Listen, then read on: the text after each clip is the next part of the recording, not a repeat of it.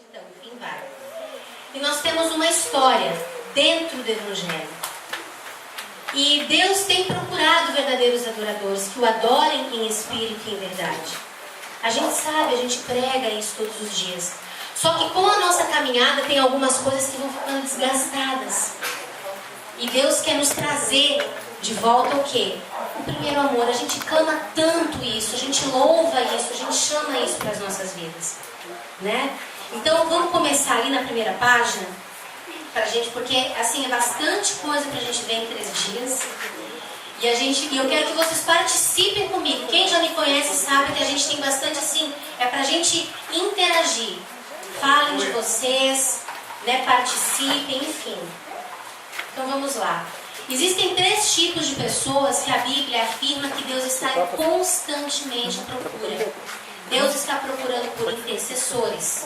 Lá em Ezequiel 22:30 diz assim: e busquei dentre eles um homem que levantasse o muro e se pusesse na brecha perante mim por esta terra, para que eu não a destruísse, porém a ninguém achei. Então ele está procurando, e nós estamos aqui. Eis-me aqui, Senhor. O que mais que ele procura? Adoradores. Mas a hora vem e agora é em que os verdadeiros adoradores adorarão o Pai em espírito e em verdade, porque o Pai o procura a tais que assim o adorem. João 4:23. A escassez de intercessores destrói a terra, enquanto a escassez de adoradores entristece os céus. Por fim, o próprio Jesus afirma a necessidade de obreiros. Então disse a seus discípulos, lá em Mateus 9:38-39. Na verdade, a seara é grande, mas os obreiros são poucos. Rogai, pois, ao Senhor da seara que mande trabalhadores para a sua seara. Vamos orar então, amados? Pai, entregando essa palavra a Ti. Sabe, Tu procura adoradores, Tu procura intercessores e Tu procura obreiros, Pai.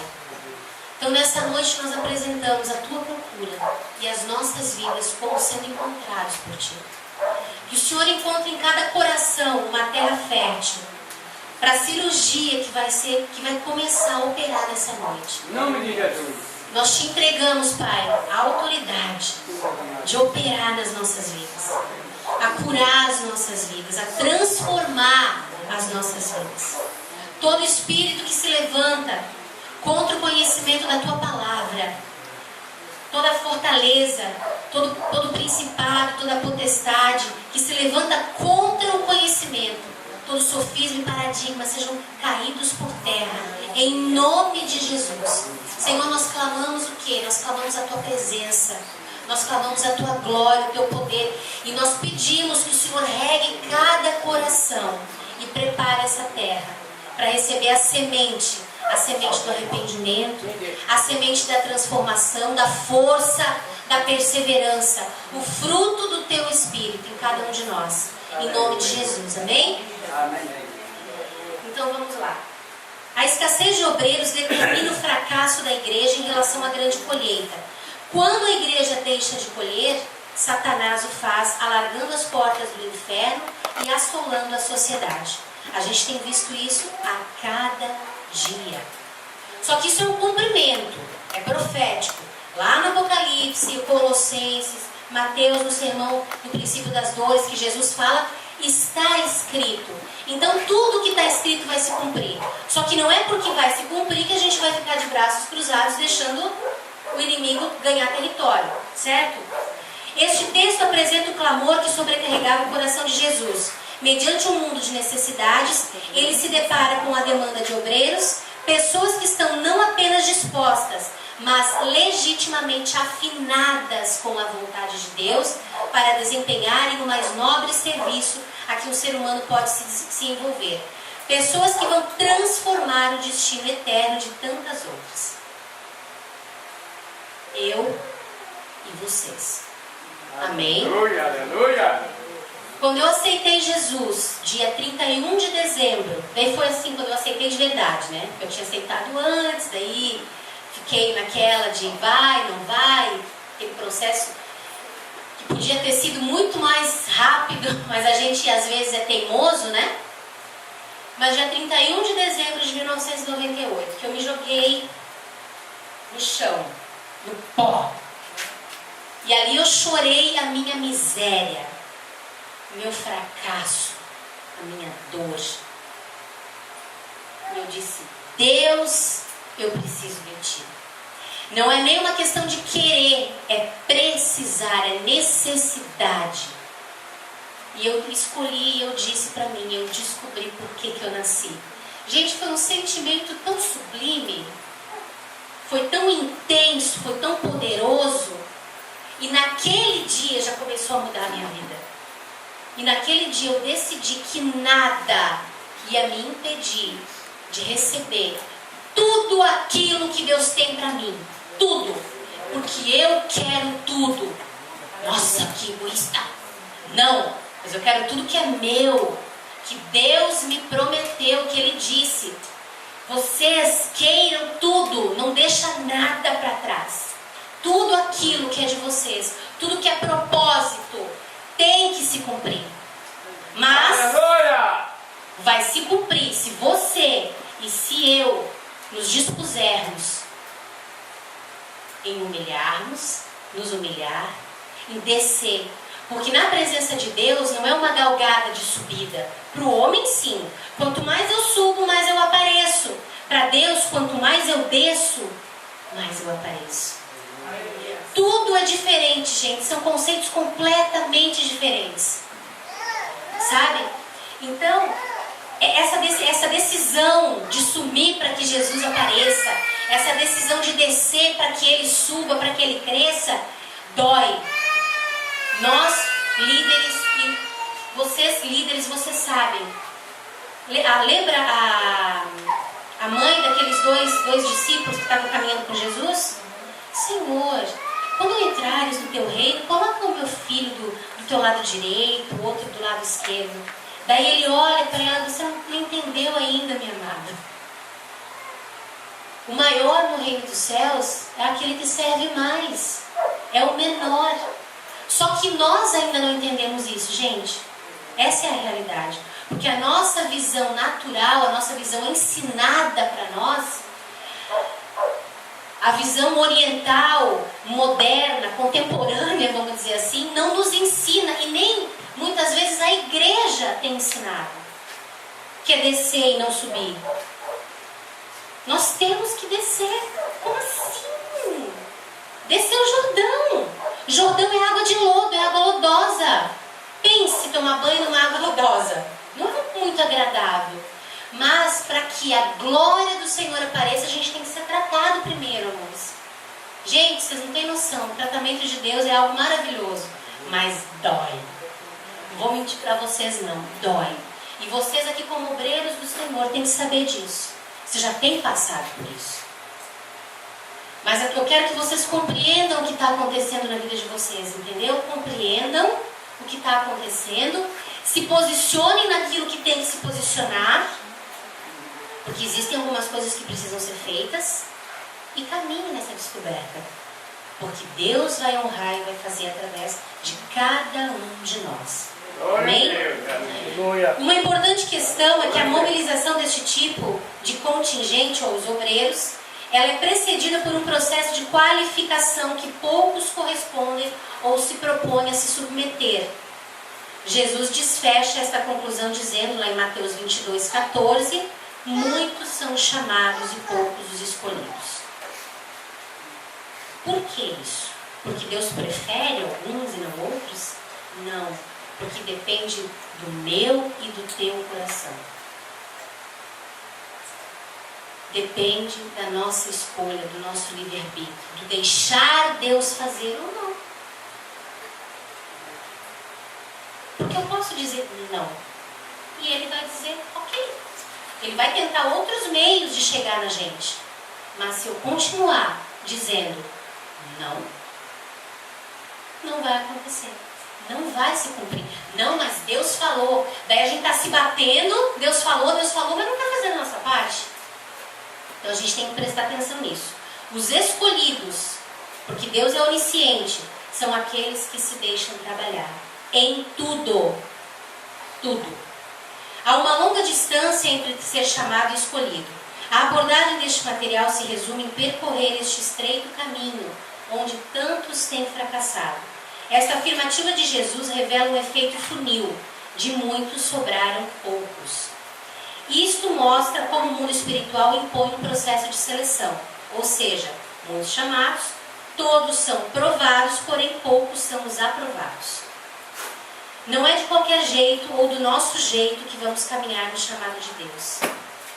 A gente quer, às vezes, ser ungido. Estou falando de mim. Quando eu aceitei Jesus e eu vi tudo que estava acontecendo, e eu descobri que eu tinha nascido para a glória de Deus e que eu tinha que fazer alguma coisa. Então, quando eu descobri isso, o que aconteceu? Começou um processo de trabalhar na minha vida.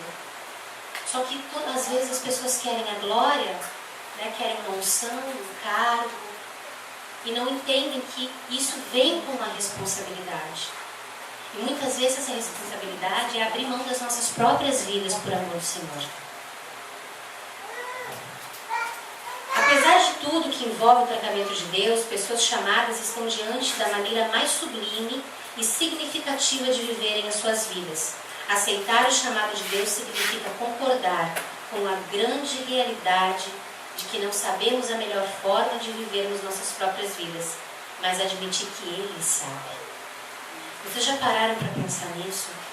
Que a gente acorda todos os dias dizendo: eu vou fazer, eu isso, eu aquilo outro, e que muitos dias das nossas vidas a gente não para perguntar se esse é o centro da vontade de Deus para as nossas vidas. E nós, como obreiros, principalmente, precisamos fazer isso. Porque as nossas vidas não dizem mais respeito só a nós mesmos, mas a outras vidas. A procura de Deus deve se encontrar com a nossa procura. A nossa procura deve se encontrar com a procura de Deus. É uma explosão cósmica. Como diz como é que é o nome dele? O David Crowder Band. Não sei se vocês conhecem, mas é um cara que é muito usado por Deus, e ele fez um CD e chama Collision. E ele fala do encontro dele com Deus. Ele fez 2 CDs, chama A Collision e B Collision, que é colisão. E as canções dele falam desse sentimento que ele teve quando houve esse encontro. E ele compara tudo como uma explosão que acontece dentro dele e que provoca uma explosão nas outras pessoas. E é isso que o Evangelho tem que fazer nas nossas vidas. Esse encontro, essa explosão. Só que isso só acontece com morte, com entrega, com a nossa entrega. Não é de qualquer jeito, gente. Não pode ser. Ele é santo. Não pode ter fogo estranho. Não pode ter mistura. Ele conta com a tua falibilidade, porque nós somos falíveis, nós somos pecadores, mas Ele conta com o nosso querer ser transformado. Daí, Ele que morreu por ti, que morreu por mim, Jesus, cobre a minha transgressão. Mas Ele sabe que eu quero ser santo porque Deus é santo. Ele sabe que eu vou ser santo porque o nosso Deus é santo. Isso é um mandamento. Não é sede santo se quiseres. É sede, é imperativo. Existe uma ordem. E nós devemos buscar essa ordem. Então esse foi o grande apelo do mais incansável obreiro do reino de Deus. 2 Timóteo 2,15. Procura apresentar-te a Deus aprovado, como obreiro que não tem do que se envergonhar e que maneja bem a palavra da verdade. Maneja bem a palavra da verdade. Apresentar-te a Deus aprovado. Então esse estudo, além dele possuir um caráter cirúrgico, irá prover uma radiografia da personalidade sob um ângulo muito pouco observado, que revelará suas deficiências básicas e motivacionais. Então eu quero preparar vocês. A gente vai mexer nas motivações de cada um de vocês. As minhas no começo não foram puras. E hoje eu ainda encontro algumas motivações que eu preciso afinar no Senhor. E eu vou dizer para vocês que aqui muita coisa vai vir à tona enquanto a gente estiver conversando. Aleluia. E tem que vir, gente, porque Jesus está voltando. Não há mais tempo da gente ficar Ah, talvez sim, talvez não, agora é a hora, agora não é a hora, sabe? É o momento de decisão, de se posicionar. O juízo de Deus está acontecendo, ele começa na casa do Senhor. Mas isso não é para a gente ter medo, é para a gente ter temor e tremor. Mas quando eu me afino com a vontade de Deus, isso me traz regozijo, isso me traz alegria, porque Ele está voltando, eu vou me encontrar com o meu Jesus. E isso tem que ser bom, eu tenho que regozijar nisso, não ficar com medo. Ai meu Deus, o que vai acontecer? Não, eu sei quem eu sou. Tu sabe quem tu és, chamado, escolhido. Amém? Amém. A gente tem que ter essa convicção. Aleluia. E se tem alguma coisa errada, porque tem, não adianta a gente dizer que não tem, é hipocrisia. Na nossa caminhada nós vamos descobrir situações que nós precisamos ser transformados a cada dia, a cada manhã. Por isso que as misericórdias dele se renovam a cada manhã, para que nós não sejamos consumidos. Só que eu tenho que entender que eu preciso reconhecer ou descobrir onde elas estão para poder continuar caminhando em espírito e em verdade. E essa é a parte difícil. Não é verdade? Pelo menos na minha vida foi. Foram dias de pranto, dias de choro, dias de entrega, de se olhar no espelho e dizer, não pode ser eu, essa pessoa aí que eu estou vendo não é eu não. E Deus dizer, é filha, é você. E eu dizer, não é não, é você. Então prepare-se para o bisturi do Senhor. E naquilo que Deus mostrar, né? Busquem seus pastores, seus líderes. Até mesmo se vocês quiserem, eu, o apóstolo Edson, para a gente conversar, para a gente estar orando. Não, sem vergonha, gente. Sem vergonha. Em nome de Jesus Cristo. Sabe? É para conserto, é para vida eterna. Quinta-feira a gente estava numa reunião lá em casa. Foi na quinta? Foi na quinta-feira. E a gente começou a adorar com algumas canções do Ministério Casa de Davi, dizendo que Deus é todo poderoso, Ele é santo, sabe? Só bem dizer o nome dele, só bem dizer, adorar.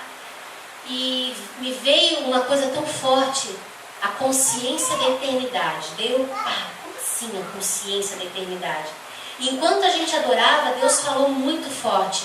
E eu quero chamar essa palavra sobre vocês em nome de Jesus. Glória a Deus. Uma consciência profunda de eternidade. Eu ainda não sei explicar.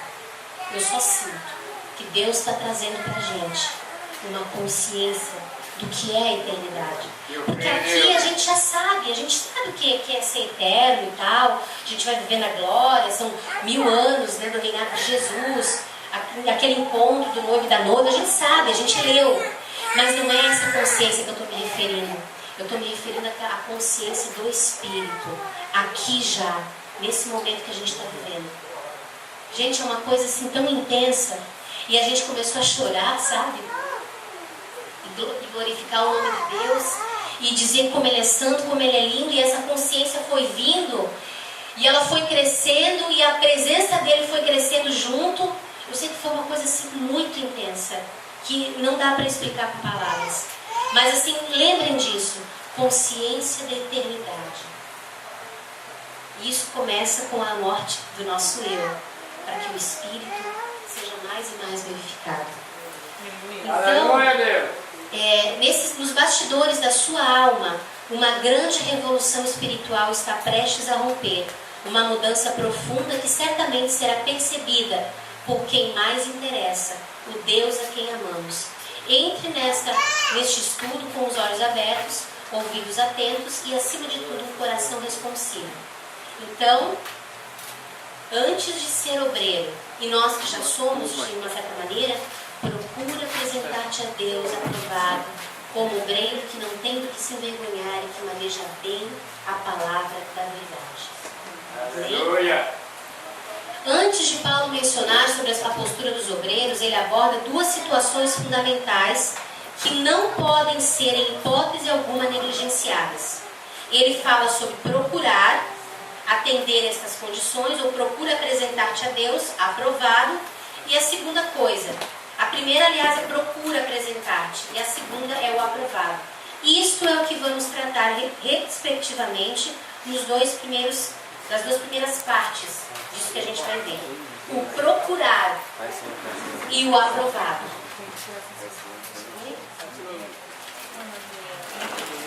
A gente está ali antes de ser obreiro, né?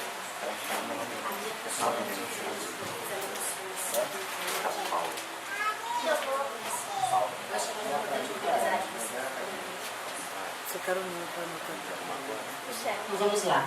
Antes então de Paulo mencionar, ele falou o quê? De procurar apresentar-se e o aprovado, ser aprovado.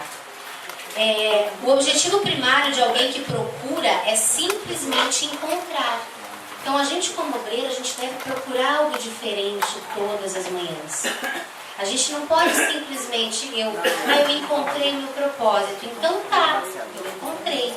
Eu vou viver um dia depois do outro. Na confiança de Deus, nós podemos até fazer dessa maneira. Mas nós devemos procurar. Nós devemos olhar as situações diárias com diligência. Então, o objetivo é encontrar. A questão é que algumas coisas estão mais escondidas do que imaginamos. Também pode-se levar um tempo maior do que o esperado para serem obtidas. Como veremos, só depois de 20 anos no deserto de Padã é que Jacó atingiu essas condições, restaurando seus relacionamentos e redimindo sua identidade. Na verdade, indispensavelmente, antes de fazer qualquer coisa para Deus, precisamos de um encontro com essas realidades. Este processo vai até os porões da alma, eliminando a vergonha e todas as demais impurezas que bloqueiam o fluir do Espírito Santo. Então, eu estava falando com o pessoal aqui, gente, que Deus vai operar uma cirurgia. E se existem algumas áreas que estão infeccionadas, não vai ter anestesia que pegue. Quem já teve que, de repente, ir para o hospital tratar de uma machucadura que estava infeccionada, um dente, mais comum é um dente. Você vai no dentista e o dentista dá-lhe botar anestesia no seu dente. Mas o negócio não pega. E você diz, vai doutor, bota mais um pouquinho. E não pega. Existem coisas na tua vida, existem coisas na minha vida, que talvez não foram tratadas. E cada um aqui pode estar hoje se perguntando, será que é aquilo que tem tanta luta? Todos nós temos, amados. Todos nós que temos um chamado, fomos escolhidos, temos um passado. Jesus esqueceu. Porém, existem porões na nossa alma em que nós não esquecemos, em que vocês não esquecem. E daí tem situações que a gente vive no dia a dia de Jesus, quando que eu vou vencer essa bênção? E é isso que a gente vai tratar. Cadê? Onde? Qual é o caminho para chegar lá? Porque eu quero, você quer.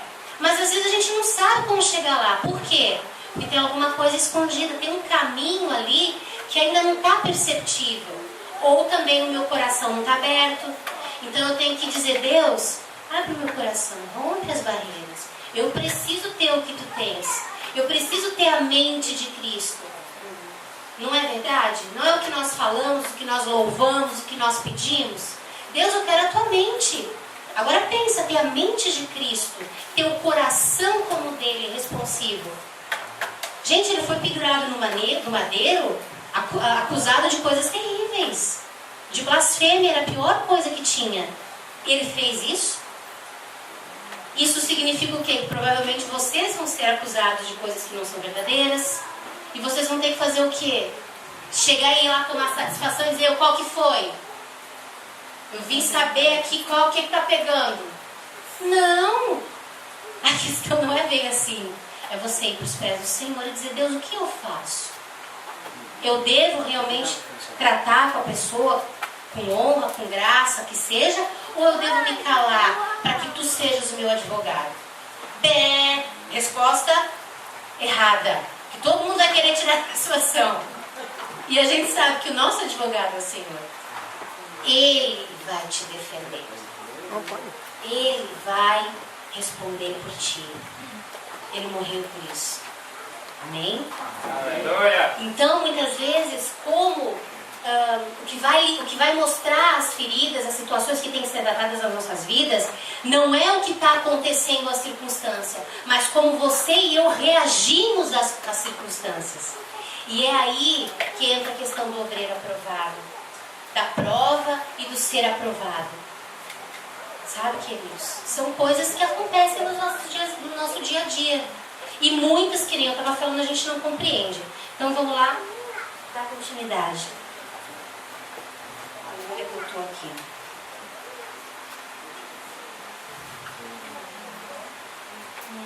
Tá, aqui. Então a gente vai descobrir as impurezas que bloqueiam o fluir do Espírito Santo. Naquilo que a gente diz todos os dias, eu quero mais, eu quero mais. Por que não tem mais? Não pode ser só isso. Surge então uma capacidade divina de manejar bem a palavra da verdade, que se expressa através de um estilo de vida que prevaleceu sobre cada estado crônico de reprovação. Sob essa perspectiva, a palavra de Deus não é a espada do pregador. Porém, como Paulo afirma, ao mencionar a armadura de Deus, é a espada do Espírito Santo que apenas corta através de nós, na mesma profundidade que corta nós mesmos. O obreiro aprovado, quando prega, quando ministra, quando impõe as mãos, quando fala, quando vive, tudo que ele falar, tudo que eu estou dizendo para vocês, tem que passar por mim, de uma maneira ou de outra. Algumas situações eu já vivi, já fui provada e aprovada. Outras ainda não. Mas mesmo naquelas que eu já fui aprovada, Deus sempre vai falar alguma coisa. Então nunca vai existir uma autossuficiência, ou Deus já falou tudo que tinha para falar comigo nisso. Um obreiro, um líder, um chamado, um escolhido, sempre vai ser um aprendiz. Até a volta do Senhor. Eu nunca vou ter tudo. Eu sempre vou precisar do tudo do meu irmão, da direita, da esquerda, da frente, de trás, do meu esposo, da minha esposa. Eu sempre vou precisar. Nunca. Se eu começar no momento da minha vida, eu sei, eu estou bem, eu não preciso, é complicado. O que fez Satanás cair foi a soberba. Foi achar que sabia tudo. E é isso que tem sido o mal da humanidade, até o povo do Senhor Jesus. Não, isso eu já sei. Gente, eu levei uma surra de Deus uma vez. Eu fui numa ministração de uma pastora amiga nossa, que eu gosto demais dela, lá em Santa Catarina. Só que eu estava indo para ver o meu pastor pregar. E eu cheguei lá, era ela. Eu fiz assim, meu coração, ai, de novo. Mas fiquei quieta. Mas eu pensei. E Deus ouviu. Com certeza. Porque ele fez o que ele fez comigo, não foi de graça. Valeu. Daí, beleza, sentei e começou a palavra. E daí eu comecei a apanhar de tudo quanto é lado que vocês imaginam. De lado, de frente, de trás. Não adiantava nem fechar o olho. A palavra falou comigo em todos os aspectos, através dessa minha amiga pastora muito maravilhosa. Chegou no final, ela disse assim, quem recebeu, vem cá. Eu fui correndo. É a primeira. Eu disse, Deus, já que o Senhor fez isso comigo, então deixa eu me expor mesmo. Toda vez que a soberba tenta me atingir, isso eu falo para o pessoal que caminha comigo, eu arranjo uma maneira de me expor, de me humilhar. Como assim? Não é nada assim... Não é nada, o que eu posso dizer para vocês, que fuja do controle. Obrigada. Que fuja do controle. Mas é algo para me lembrar de onde ele me tirou. Para mostrar para mim que eu não sou nada mais, nada menos que uma serva sendo usada por ele. E para me lembrar de onde ele me tirou. Lá. Do lago de lodo, né? Do charco, da sujeira. Então, eu cheguei lá na frente, comecei a pular de pipoca. E eu fui batizada no fogo, né?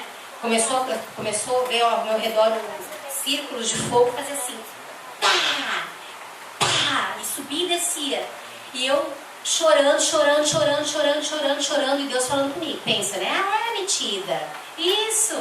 Fala que você sabe tudo, você já aprendeu tudo, toma. Mas assim, isso no aprendizado de Deus, no sentido do que? Não se exalte. Desça, não suba. Porque eu tive assim, na minha família, na minha casa, já é uma herança familiar. As pessoas são muito orgulhosas. E eu também era muito orgulhosa, muito soberba. Então Deus teve que quebrar o vaso de maneiras muito diferentes. Teve uma hora que foi assim, teve uma hora, outras vezes eu fui exposta mesmo a situações extremamente difíceis. E tive que calar e dizer, não, Deus, tu está trabalhando no meu caráter. Isso aí, pode fazer. Então vão ser situações que eu vou escolher ou aceitar o trabalhar de Deus e descer e dizer, glória a Deus, Pai, a honra é tua, a glória é tua, a hora que tu quiser fazer, tu faz. Ou dizer, coitado de mim, eu não mereço, a injustiça. Eu também fiz isso. Mas hoje, no final, eu fiz uma escolha. Tudo que acontece na minha vida, tudo que acontecer na tua vida, meu irmão, escolha dizer, Ele é o autor e consumador de todas as coisas. Eu estando certo ou estando errado, tu sabes o que é melhor para mim. Se eu precisei viver uma situação dessas, tu tens algo para me ensinar. Ainda não vi o quê? Mas tá, tudo bem, Senhor, eu sei que tem alguma coisa. Glória a Deus. Que na hora a gente fica, não, é um absurdo, eu não aceito, é errado. É, mas sempre tem algo pra gente aprender. Sempre.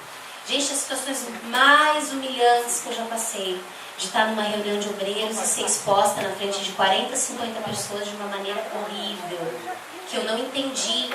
Não entendi. E não foi no mundo, foi dentro da igreja do Senhor. Só que hoje eu sei que isso aconteceu para trabalhar no meu caráter. Eu sei. Ela não foi usada pelo diabo. Embora na época eu achasse que sim. Ela foi usada por Deus para quebrar a minha altivez, para quebrar toda a soberba que tinha em mim. Deus não gosta de nos expor, mas se eu não me exponho ao tratamento dele, ele me expõe porque ele me ama. E quando eu disse para ele, Deus, não importa a maneira, mas faz, eu nem sabia o que estava dizendo, né? Mas ele tem feito. E esse estudo aqui foi um dos estudos que mudaram a minha vida. Claro, foi o Espírito de Deus. Mas foi algo que eu recebi e que mudou a minha vida como obreira e como a pessoa de responsabilidade de quando eu impor a mão na cabeça de alguém. Que não é só botar a mão na cabeça de alguém. Tudo aquilo que eu tenho, eu imponho, eu passo. E a pessoa passa para mim. É uma via de duas mãos. Então vocês como líderes, vocês têm que entender isso. Vida no altar, santidade. Tu vai passar a vida no altar e santidade.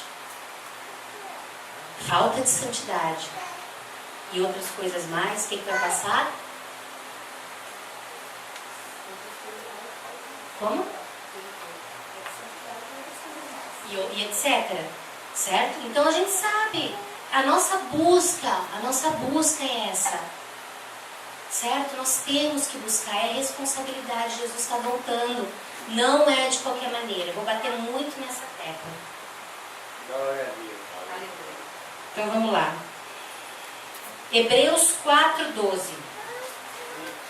Porque a palavra de Deus é viva e eficaz, mais cortante do que qualquer espada de dois gumes e penetra até a divisão da alma e do espírito, de juntas e de medulas, e é apta para discernir os pensamentos e intenções do coração.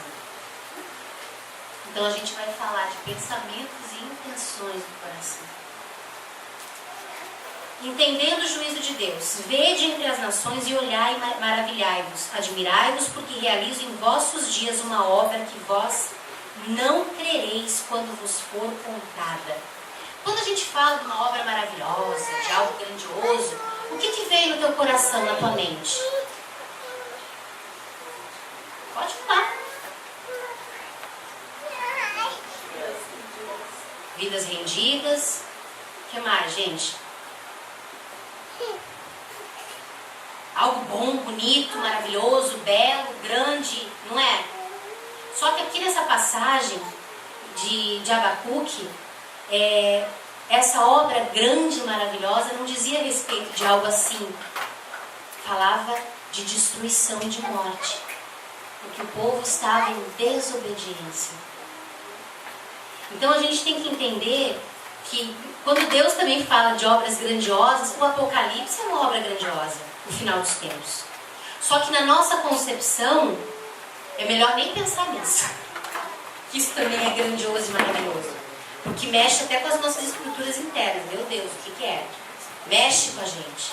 Não mexe? Pensar? Eu lembro que eu era criança, minhas primas adoravam ler a Bíblia no Apocalipse para me deixar apavorada. Eu não dormia. Eu devia ter uns 5, 6 anos. Daí as duas marmanjas, nós deitávamos na sala da casa da minha avó, no chão. Daí elas assistiam, não era convertida. Assistia aquele filme, né? Bem legal. E daí no final elas desligavam, eu acho que era o hobby delas, e contavam para mim do final do mundo. Meu Deus! O cobertor na cabeça, chorando, mãe, desesperada de medo. Mas se o Apocalipse hoje, quando falado de repente para nós, traz um certo tipo de receio, já não é mais aquele medo de criança, mas traz um frio na barriga, porque fala de destruição, fala de transformação, fala de morte, fala de juízo. E isso mexe com as nossas estruturas. Então, quando a gente fala dessa obra inacreditável que Deus fala que de repente está para realizar, a gente fica o quê? Espantado. Só que Deus está falando para nós, gente, nesse final dos tempos, que Ele quer realizar essa obra maravilhosa na tua vida e na minha vida. Só que é uma obra maravilhosa que vai mexer nas tuas estruturas. Amém? Amém. Quantos estão preparados para ter as suas estruturas abaladas pelo Senhor? Preparem-se, viu? Vai ser um arar de terra, né? Trazer tudo à tona. Gente, eu sei que é difícil, mas é necessário para que a gente aguente o que vai vir por aí. Mas vai ser para quê? Para vitória, para bênção. Vai ser. Amém? Vai ser. Em nome de Jesus. Amém. Então vamos lá. À primeira vista, tudo isso parece algo muito desejável. As expectativas incitadas aqui tornam este versículo uma realidade ainda mais assustadora. Esta é a grande surpresa de Deus para pessoas, ministérios, cidades e nações. Seria, portanto, de extrema relevância se compreendêssemos melhor os bastidores dessa promessa em Paulo. Depois de um tempo de muita excelência e prosperidade que culminou no reinado de Davi e Salomão, a nação aos poucos, no decorrer das gerações, vai entrando em expressiva decadência e começa a ser advertida de muitas formas e por muitos profetas. Vem então uma terrível fase onde parece que a idolatria e a impiedade definitivamente triunfariam. Quero contar uma coisa para vocês. Vocês sabiam que hoje em dia existem baladas gospels, existem discotecas gospel. Olha aí. Existe, agora eu vou falar uma coisa que me assustou quando me falaram, tá? Porque eu quase caí durinha. Sex shop gospel. Presta atenção. Foi uma reportagem que saiu naquele terra da internet, tá? Sex shop gospel. Meu Deus, eu vou falar. Vídeo de pornografia gospel. E tem mais uma coisa que eu esqueci, porque eu fiquei tão assim que eu sentei e nem anotei. Mas tem mais uma coisa no decorrer, se eu lembrar eu falo pra vocês. Gente, o que é isso? Daí na reportagem eles começaram a perguntar para os casais, né? Ah, lembrei, esse negócio de 2 ou 3 casais juntos, como é que chama? Isso, swing gospel. Sabia que existe? É chocante, né? Isso está acontecendo. Isso é triste. Já é mais uma prova de que Jesus está voltando. Isso está sendo ministrado, gente. Isso é vergonha para o povo de Deus. A gente tem que fazer diferença. A gente tem que ser santo como Ele é santo. Não é legalismo, não. Né? É vida com Deus, amores. Não dá para mudar aquilo que é. Aquilo que era, é e será. É eterno. Consciência de eternidade. Já começa aqui. É muito mais, é muito maior. É muito maior do que a gente pensou e imaginou, como diz a própria palavra. Então tudo isso está sendo trazido do mundo para dentro da igreja com uma desculpa. Não, então não vai para o mundo, fica aqui, tal, é salvo. Que salvo? Aonde Deus está nisso, gente? Pensem, não caiam nisso, não é de Deus. Não dá para misturar, não dá, tem coisas que não dá. É complicado. Eu fazer um mover para chamar pessoas do mundo, entendeu? E fazer fora do altar do Senhor é uma coisa. A gente tem que fazer evangelismo de impacto, tem que trazer almas, mas não misturar as coisas. Não dá. É santo e profano. Deus não tem mistura. Não tem, não dá. Não dá. Então vamos lá. Seria, portanto, de extrema relevância se compreendesses melhor o que Deus quer dizer. Depois, já foi também. Essa foi então a resposta que Deus deu à oração desesperada do profeta Abacuque quando este chamava e reclamava do silêncio divino e da sua aparente insensibilidade mediante tanto pecado e injustiça praticados impunemente pela nação santa.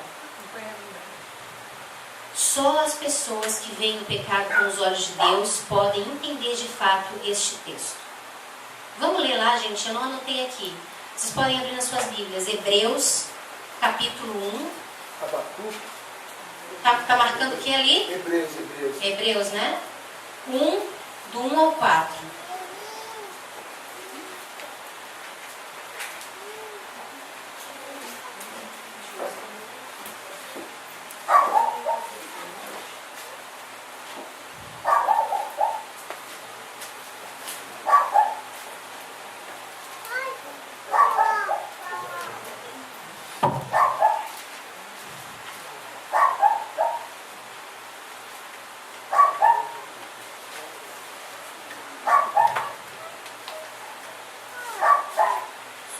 Hebreus 1, do 1 ao 4.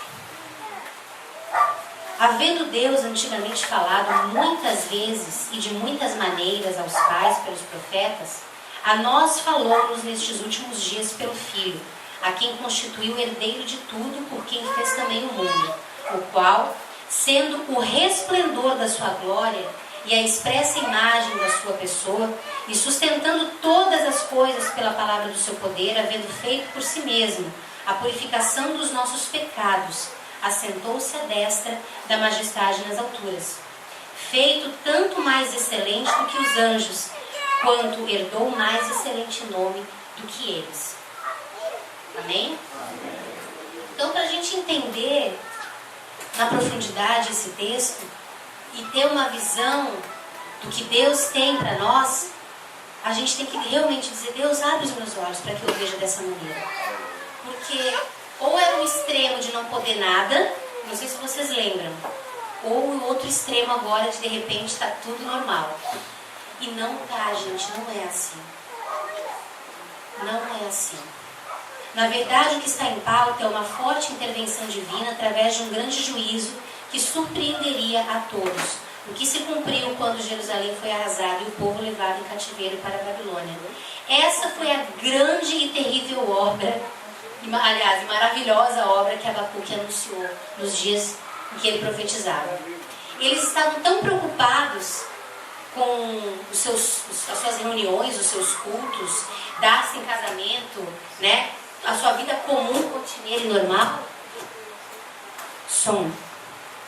que eles esqueceram de prestar atenção que eles estavam se contaminando com o mundo. E nós temos vivido dias assim. Nós não podemos nos deixar contaminar pelo mundo. Nós temos que ser a luz no candeeiro, que quando colocada na porta, no lugar alto, todos veem. Não é um ou outro, mas todos.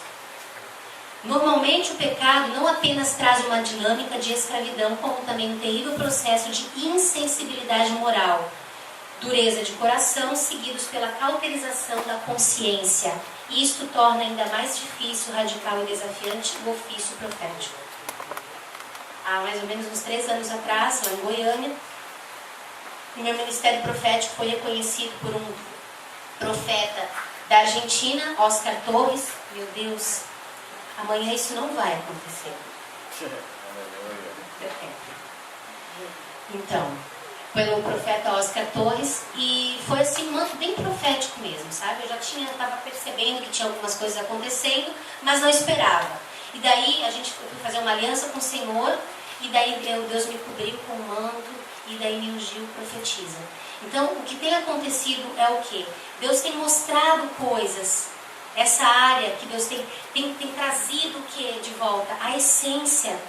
Quantas canções de essência, de adoração, quantos clamores nós temos todos os dias das nossas vidas acerca disso. Só que Deus trazer a gente a essência, trazer de volta as raízes, também a gente vai estar falando sobre isso mais pra frente, tem um preço com relação a isso. Porque não tem nada a ver com o nosso estilo de vida atual. No sentido de modernidade e de tudo posso, mas nem tudo me convém. As pessoas ainda até usam esse versículo para justificar algumas coisas. Então a essência daquilo que Deus tem para nós tem muito a ver com caráter e moral, né? Porque quando eu falo a mente de Cristo, eu estou falando do caráter de Cristo. E isso tem a ver com o quê? Com o meu coração, com a minha carnalidade, que não tem nada a ver com o caráter de Cristo.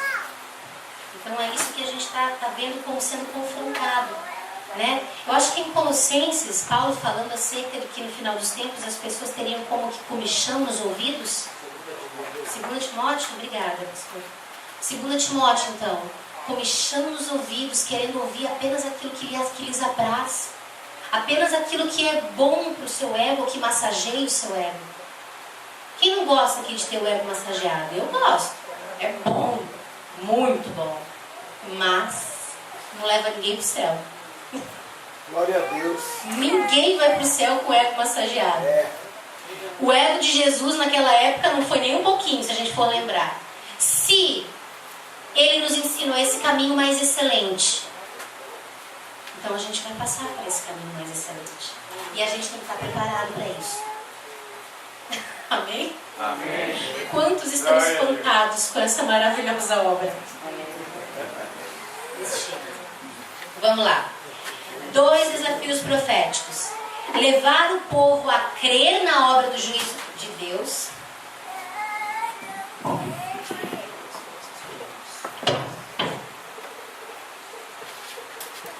Destruindo as falsas convicções. Então vamos lá. Por que levar o povo a crer na obra do juízo de Deus? Porque a gente está tão acostumado a ouvir a bênção, a bênção, a bênção, a prosperidade, prosperidade, prosperidade. Eu quero, que quando eu ouço falar que as minhas obras, que a minha vida vai ser peneirada, a gente se apavora. Meu Deus, isso não tolero a palavra profética quando são advertidas. Quantos pastores aqui chegam muitas vezes nas suas ovelhas, ou obreiros que têm direção, têm ordem do Senhor para dizer uma palavra dura, uma palavra real, estão reprovados pelos seus supostos discípulos? Não aceita, se rebela, não é, pastores? É difícil, gente. E a gente fala por amor. A gente não tem nada a ganhar se aquela vida aceitar aquela palavra, e nem a perder. Ou melhor, a gente tem a ganhar porque você fica feliz. Agora, a gente não vai perder nada. E nem ganhar nada. Tem gente que está ganhando, né? Mas o problema é deles. Nós não. Nós, o que nos basta é a alegria do Senhor. É saber que uma alma foi salva e que está caminhando em princípios e fundamentos, que é o que importa. Agora, por que eu vou abrir a minha boca? Vou dar um conselho, vou dar um cajado, porque às vezes rola uns cajados voador também, né? Então, acontece. Certeiro.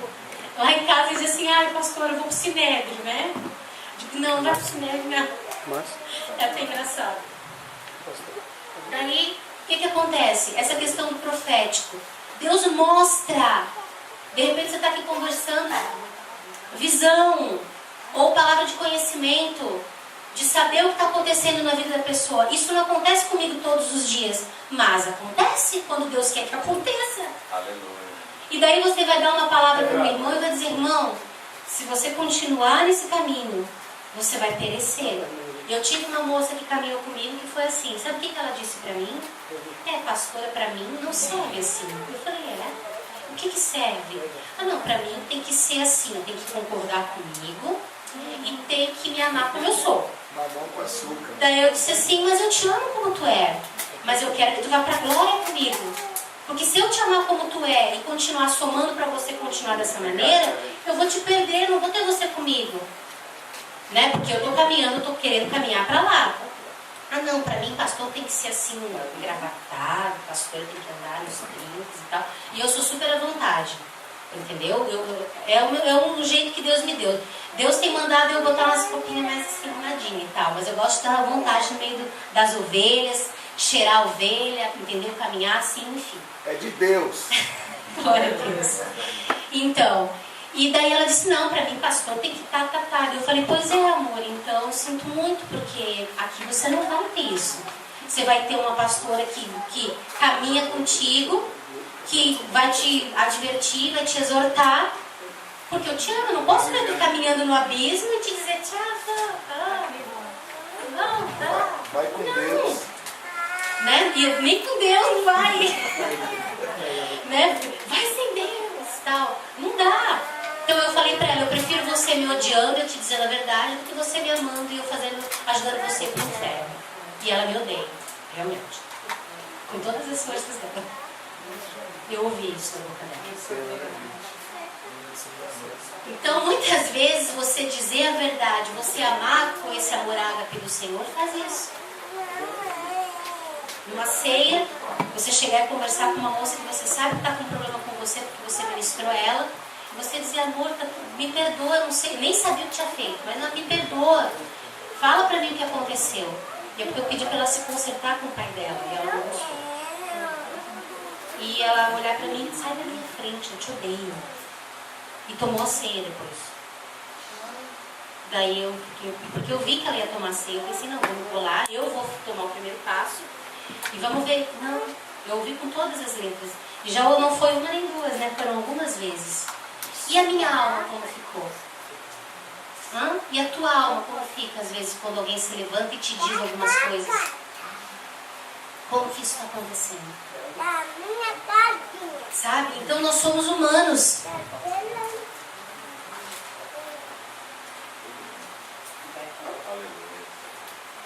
Mas a gente precisa passar por isso. Para amar mais. Aleluia. Né? As pessoas te acusarem e você dizer, eu te amo, e elas, eu te odeio. Mas eu te amo, mesmo assim. Mas eu te odeio. Não, eu te amo. Virar aquele debate de amor e ódio. Deus, o diabo. E quem tem que ganhar é Deus. É o amor que tudo suporta, tudo crê. Aquela pessoa está lá, e você está lá, e o Senhor, abre o coração, abençoa aquela vida, Pai, em nome de Jesus. E tu sabe que o negócio está pegando, né?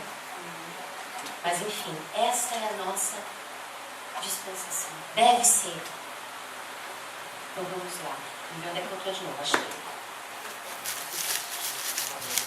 Então, Então as pessoas não estão interessadas em ouvir e entender o coração de Deus e por isso não toleram a palavra profética quando são advertidas. Seus ouvidos estão programados para não ouvir aquilo que contraria seus interesses e desejos. Quanto mais insistimos nesta posição, tanto mais aceleramos e intensificamos o juízo de Deus. E o pior, menos cremos neste juízo vindouro e maiormente seremos surpreendidos por ele. A resposta não é outra senão um terrível tempo de julgamento divino. A nação seria destruída e exilada. Então, o que a gente estava falando, quando eu não creio desse juízo, não, Deus é misericordioso, Deus é fiel, Deus é bom, Ele é bom, gente, meu Deus. Eu não estou colocando em dúvida a bondade de Deus, eu estou viva hoje porque Ele é bom, eu não fui consumida porque Ele é bom, porque Ele teve paciência comigo, mas a gente não pode brincar com Ele. De Deus não se zomba. E as pessoas têm zombado de Deus. Com os seus princípios, suas convicções, seus achismos. E nós como obreiros, eu quero chamar a atenção disso. Chega de brincar, de ser cristão. Eu não estou querendo ofender ninguém aqui, amém? Eu estou querendo, com amor, dizer para vocês uma realidade, amores. Jesus está voltando. Se existem práticas na tua vida que ainda estão encobertas, que tu gosta, porque pode ser que goste. Eu ainda gosto de bebida doce, sabia? Aquelas batidinhas, só que eu não bebo. Só que se eu disser que eu não gosto, é mentira minha, eu vou estar sendo hipócrita. Então há uma diferença entre eu dizer que gosto e não querer, porque o meu Jesus me convenceu que não é para fazer isso. Aleluia. Porque eu amo, e o meu amor por ele é muito maior do que um gostinho por algo carnal, que eu não preciso. Então é muito lindo quando um filho admite e deixa ele fazer a obra. Porque a palavra em todo momento diz que a santidade dele é melhor do que a minha. Aleluia. Enquanto tu tentar fazer do teu jeito, usando a força do teu braço, tu não vai dar conta. Tu pode até dar conta por um tempo. Presta atenção. 1 mês, 2, 1 ano, 5, não sei. Mas vai chegar a hora que o negócio que o bicho vai pegar e você não vai conseguir aguentar, porque vai virar fardo. Vai virar fardo. E Jesus não quer você carregando um fardo. Ele quer que você troque o jugo com ele, o fardo que dê com ele, porque o dele é leve e suave. Dá o teu que é pesado para ele, mas deixa ele fazer. Amém? Amém. Então, olha só. Milagres não transformam o nosso caráter. O juízo de Deus, sim. O juízo sempre começa pela casa de Deus. Este é o princípio de ação do reino moral. No reino moral. No primeiro capítulo de Abacuque, Israel é julgado. No segundo, Babilônia é julgada. E no terceiro, as nações são julgadas. Começou por Israel e atingiu todo mundo. Começou pela igreja do Senhor, eu e você. Não isso aqui, ó. Isso aqui cai. Jesus falou que destruiria, né? E reconstruiria um templo excelentíssimo em 3 dias. Você e eu. É desse templo que o Senhor está falando. Aleluia. Então, o juízo começa por nós. Deus está nos peneirando, sim, para depois atingir o mundo. Antes dos avivamentos de ordem mundial causados pelos testemunhos de Mesaque, Sadraque e Abdenego na fornalha, e também de Daniel revelando o sonho de Nabucodonosor, decifrando a mensagem para Beltesazar, e depois na cova dos leões, Israel experimentou o maior julgamento da sua história até então. Então, quando eles estavam em Babilônia, foram levados cativos e ali eles foram julgados, porque eles se misturaram com o povo. E a igreja do Senhor tem feito o quê? Tem se misturado? Nós não podemos nos misturar. Não é assim, ó, gente, a gente tem que cuidar do legalismo, né? De repente você está na rua e tem um homossexual, ou tem um drogado, ou tem, enfim, uma prostituta, ou um aidético, ou enfim, a gente não pode, porque o que acontece? Durante muitas vezes as pessoas apontam o dedo e não é assim que acontece. Não pode ser assim. Isso é legalismo, isso não é ser cristão. Eu devo abraçar, eu devo amar, eu devo me aproximar, eu devo entender, isso chama-se empatia. Eu não posso amar o pecado, mas e o pecador, gente? Agora que nem chega uma pessoa na igreja, quantas vezes chegaram até lá em casa pedindo dinheiro para comprar os remédios e tal, que é necessário. Daí já tem mãe que já pega o filho e bota para trás, né? Vai indo. Gente, que isso? Que igreja de Jesus é essa? Ou então que nem tem o pastor Márcio que faz um teatro do mendigo. Não sei se vocês já viram ele fazendo. Ele se veste, bota umas roupas bem assim sujas mesmo, e interpreta, e daí ele chega em igrejas que botam ele para fora. Daqui a pouco ele tira e ele é o pregador da noite. Daí todo mundo fica assim, né? Então cuidado com o pastor Márcio quando ele vier a São Vicente. Não, vocês vão estar aprovados em nome de Jesus. Né? Então vamos lá. Chega uma hora em que Deus trata severamente com o nosso orgulho, nossa obstinação, nossas tradições e nossos pecados costumeiros. Vocês já ouviram falar de pecado de estimação? Ahá! Rola, né? Obrigada. Então, até esses Chega uma hora que ele diz o quê? Vai continuar dando a desculpa de que não dá, Deus, esse aí não consigo, é demais pra mim. Lá em Goiânia eu não dou conta não. Você não tá dando conta não? Então entrega pra ele, que daí ele te ajuda a dar conta. Mas escolha a pegar os pecadinhos de estimação e ó, dar uma bicuda neles. A gente não quer chutar o balde, às vezes, por causa das coisas que acontecem. Quem não chuta o pecado? Bota no lugar do balde o pecado e chuta. Não, Deus, eu não aguento mais. O Senhor não me deu aquilo que eu queria naquele prazo. Daí vai chutar o balde. Não, gente, bota o pecado no lugar do balde e chuta. Troca. Daí, coloca Deus numa posição de servo e eu de Senhor, né? Porque assim, Deus, se até aquela o Senhor não me der a minha casa, não me der o meu carro. O que mais? Se eu não for ungida, Jesus, porque eu tenho um chamado, eu preciso ser reconhecida. Deus, até ali, eu saio da igreja. Não quero mais saber do Senhor. Entendeu? O meu ungido, Senhor, se ele não chegar, ó, a minha ungida, acabou. Vou buscar no mundo mesmo, tá cheio. Pense. Quantos aqui já fizeram isso? A gente faz às vezes. Só que a gente tem que parar com isso, entendeu? Porque isso não agrada o coração de Deus. Ele tem misericórdia, mas isso não agrada. Ele é o Senhor, te lembra sempre disso. Ele é Pai, mas Ele é Senhor. Né? Então vamos lá. Deus estava chamando o povo a uma purificação. Ele está nos chamando a essa purificação. Só que se esse povo ali estava ensurdecido e obstinado. O que é obstinação? É teimosia. Deus fala e você diz não, é do meu jeito. Daí Deus fala de novo e você diz é assim. Daí Deus fala de novo e você insiste em fazer do seu jeito. Isso vai endurecer o teu coração a ponto de você não ouvir mais a voz de Deus. Faz com que você despreze os verdadeiros profetas. E eles estavam tão acomodados com os seus estilos de vida pecaminoso e religioso que seriam inevitavelmente pegos de surpresa. Gente, nós não podemos ser pegos de surpresa. Deus está nos dando um alerta. O juízo está batendo a porta. É para bênção tua, bênção minha. Deus está nos preparando para um tempo de perseguição que já começou.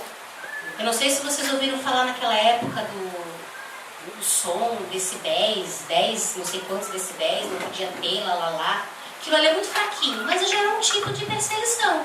Que você vai no boteco da esquina, o som está estourando e ninguém fala nada. Né? Lá na Europa, agora eles estão dentro das escolas ensinando sobre pedofilia, que é normal. Lá na Europa. Nas escolas, está sendo introduzido no meio das crianças, entendeu? Para ensinar o ato que é normal. Então, Sodoma e Gomorra está chegando no planeta. Todos os sinais apontam para a volta de Cristo. Todos. Então, Deus está nos alertando, nos chamando a atenção. Então, se tem pecadinho de estimação, não vamos esquecer eles, não. Vamos deixar eles vir à tona para a gente fazer aquilo que a palavra de Deus nos fala. Confessar uns aos outros, escolher alguém que é bênção na vida, orar junto, para que haja o quê? Um aliviar de bagagem, uma cura. Perdão só Deus dá, mas cura é através do exercício de Tiago 5,16. Então olha só, eles estavam então sendo pegos de surpresa. Deus não quer que nós sejamos pegos. Isso sempre acontece quando se pratica uma espiritualidade que tolera a imoralidade e a corrupção. O juízo tarda, mas não falha, como Deus diz em Abacuque 2:3. Pois a visão é ainda para o tempo determinado e se apressará até o fim. Ainda que se demore, espera-o, porque certamente virá e não tardará. Então, é fato. Pensando bem, a obra maravilhosa de Deus foi, na verdade, maravilhosamente horrível, naturalmente falando. O povo foi saqueado, o templo, que era tido como um amuleto que garantia a proteção divina, foi arruinado, os filhos foram levados cativos, os muros e as portas da cidade queimados e destruídos. foram exilados numa terra estranha. Tudo aquilo que eles tinham como certo, tudo aquilo que vocês às vezes podem ter como certo, se não tiver dentro de santidade, de vida com Deus, de princípios e fundamentos, vocês podem ser pegos de surpresas, por ventos impetuosos. E Deus está avisando. No mundo inteiro Deus está avisando. Em todo o planeta Terra existem remanescentes fiéis que têm recebido o novo de Deus. Que novo é esse? Ele nem é tão novo, né? É só obedecer a princípios e fundamentos. Mas nem todos estão com os ouvidos abertos para isso.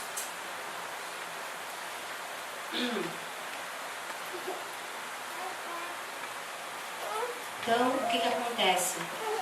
Esse é o primeiro desafio profético, é mostrar que Deus realmente julga. E o segundo desafio profético é levar o povo a acreditar na restauração. Um pouquinho mais na frente, gente, tem o segundo tópico, tá? Eu passei aquela parte que a gente já falou a respeito, para a segunda parte. Então, o que os profetas de Deus eles tinham que fazer com que o povo acreditasse na restauração de Deus. Então, assim, meu Deus, acabou tudo, não tem mais jeito. Não, tem. Então, agora é mostrar o caminho para a gente chegar lá, né? Ali no terceiro parágrafo.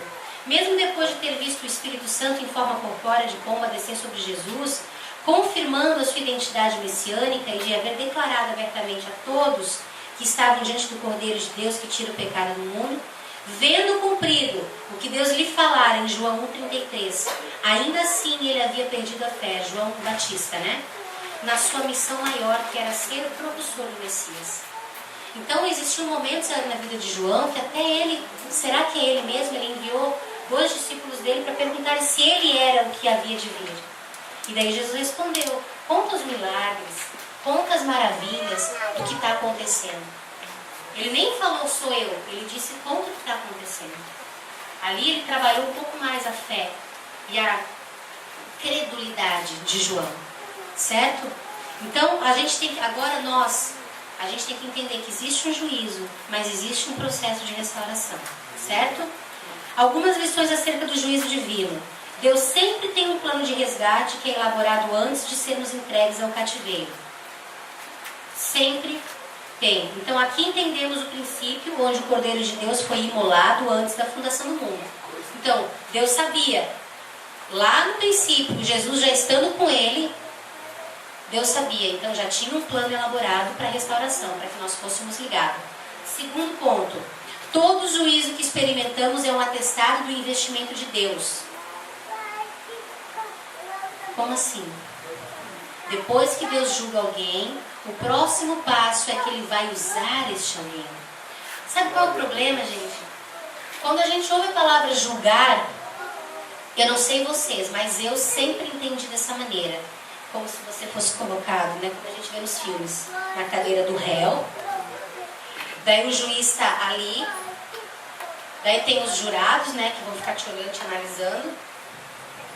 E você está sendo literalmente apontado como errado. Não é isso que vem? Só que o juízo de Deus não é isso. Essa é a nossa visão natural. O juízo de Deus vem para conserto. Não é assim, você vai morrer, você não, você está errado. É filho. Presta atenção, querido. Está tudo escrito ali. Você está fazendo a coisa certa? Vem. O juízo de Deus é uma mão estendida, não é um dedo apontado. Nós aprendemos que o juízo é um dedo apontado. Mas Deus nos ensina pelas Escrituras que o juízo de Deus é uma mão estendida. Glória a Deus. Está entendendo? Então eu até fujo disso. Isso aqui é um plano de Satanás para as nossas vidas. Para a gente não entender o que Deus quer. Porque daí o juízo me traz medo. Eu quero fugir dele. Não, eu devo ansiar pelo juízo de Deus. Eu quero conseguir passar isso para vocês. Eu preciso do juízo de Deus, porque o juízo de Deus, a mão dele que me mostra, o Espírito dele que me diz o que fazer, me estende a mão para que eu saia desse lugar. Vocês estão entendendo? É importante, gente, porque se eu tenho distorcido o juízo de Deus, eu não vou deixar deixar Ele trabalhar e eu não vou me expor às situações que eu preciso me expor para ser curado, para ser restaurado, para viver a promessa de uma boa, perfeita e agradável vontade de Deus para as nossas vidas aqui. Porque não é só lá na glória que a gente tem que começar a viver isso. É aqui. Gente, a promessa tem que começar a ser vivida aqui. Glória a Deus. Esse eu creio que já é um pouco da consciência da eternidade.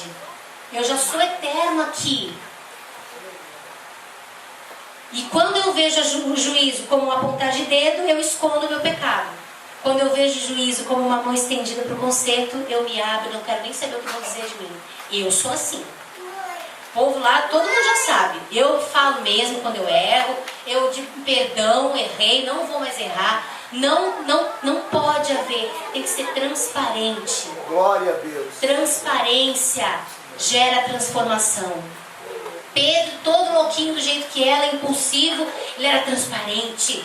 Recebeu a revelação de Deus. Levou uma porção de chicotada, né? Chegou inclusive a ser chamado de Satanás, arreda. Levou uma ali naquele dia que saiu de lado. Mas não aprendeu? Não viveu o amor com intensidade? Então a gente tem que discernir isso. Lembre-se, o juízo não é um apontar de dedo, é a mão estendida para o conserto. Amém? Outra coisa importante, reconstruir é mais difícil que construir. Porém, existe um outro princípio aqui. O que você reconstrói é sempre melhor que o que você construiu. A experiência é a mestra da sabedoria. A glória da segunda casa é sempre maior que a da primeira. Tudo que você aprendeu com a destruição será usado na reconstrução. Todos aqui têm um passado, não tem? Quantos aqui que Deus tem usado o passado para reconstruir vidas aqui? Eu. Não tenho vergonha, tem coisas que eu não conto para todo mundo, só para alguns. Mas tudo que eu vivi, Deus tem usado para reconstruir vidas. Não tenho vergonha de contar para ninguém. Eu tinha muita vergonha de Deus no começo. Nossa, quando eu vinha aqueles pensamentos assim, eu dizia assim, Jesus, apaga a luz, não quero ver não. Daí ele acendia. Não apaga. Em vez dele apagar, ele acendia. Para que houvesse uma consciência. E graças a Deus essa consciência veio. Outro ponto, gente. De fazer o povo acreditar na restauração. A folha voará e voltará. Aleluia. Ai, glória a Deus. O justo viverá pela fé. Esta é talvez a principal lição que aprendemos quando somos trilhados pelo tratamento divino. Aprendemos a temer diante da palavra que procede da boca de Deus. Aprendemos que a única fonte de direção e segurança é a palavra de Deus. E ela está acima de todas as circunstâncias, todas as pressões e opressões e situações. Salmo 91:7 diz: 1000 cairão ao teu lado, 10.000 à tua direita, mas tu não serás atingido. Quantos podem confiar nesta verdade, apesar de vivermos num tempo onde tantos estão abalados e atingidos pela incredulidade e desistência? Existe um lugar de proteção. Alguns têm achado este lugar. São os que se submetem ao tratamento de Deus com fidelidade.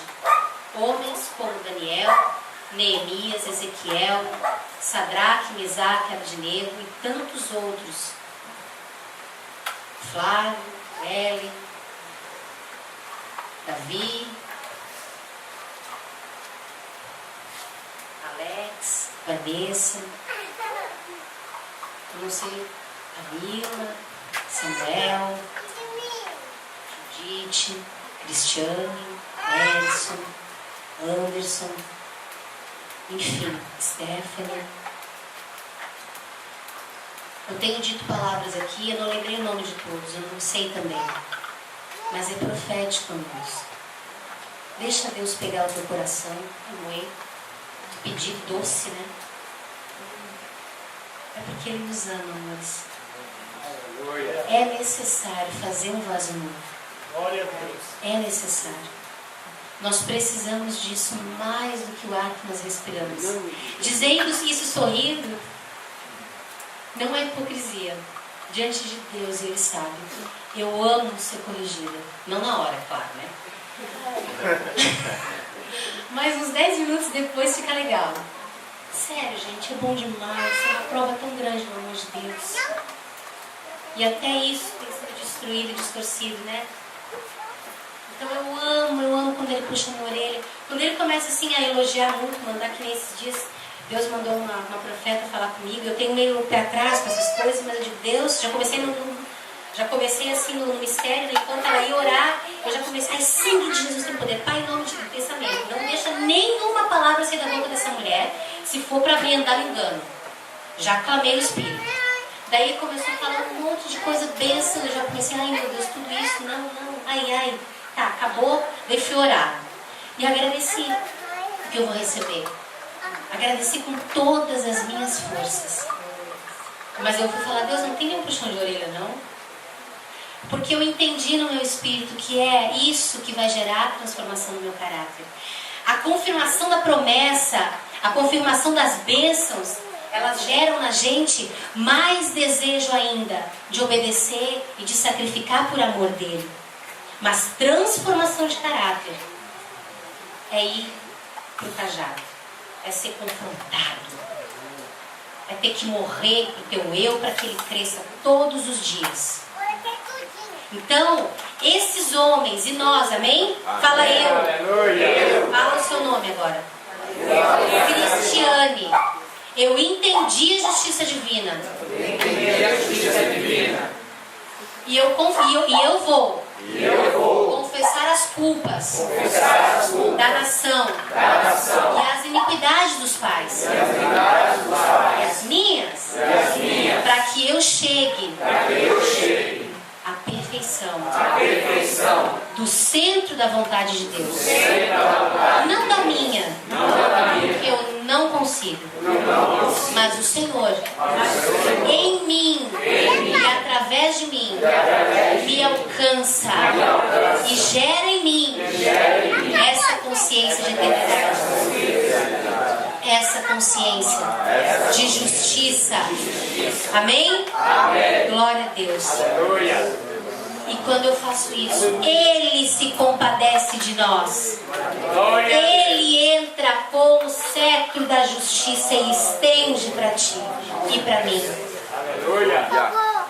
Ele, o nosso Deus, nosso Senhor, o nosso juiz, o nosso Pai, o nosso Mestre. Amém? Então é isso, amados. Hoje nós vamos ficar por aqui. Mas o que eu quero dizer é que Deus tem grandes coisas para nós, sabe? E que nessa noite, assim, esse pouquinho, essa introdução, que foi aquilo que a gente pôde passar para hoje, já começa a trazer à tona. Eu creio que nessa noite vocês vão, aqueles pecadinhos, como é que eu falei, mesmo de estimação, anotem, sabe? Meditem sobre isso, sabe? Falem, Deus, eu não quero mais isso para mim. Procurem seus pastores. Vai ter trabalho, pastor, porque tem. E é para isso que a gente foi chamado. Glória a Deus. Para ajudar, para ser ajudado, para viver, para ensinar a viver. Às vezes tem que passar pelas situações para poder ensinar a ovelha o que ela tem que fazer. Ele diz, meu Deus, precisava, filho. Que nem Jesus, né? Senhor, se possível for, passa de mim esse cálice. Mas que seja feita a tua vontade. Aleluia. Amém? Aleluia. Glória.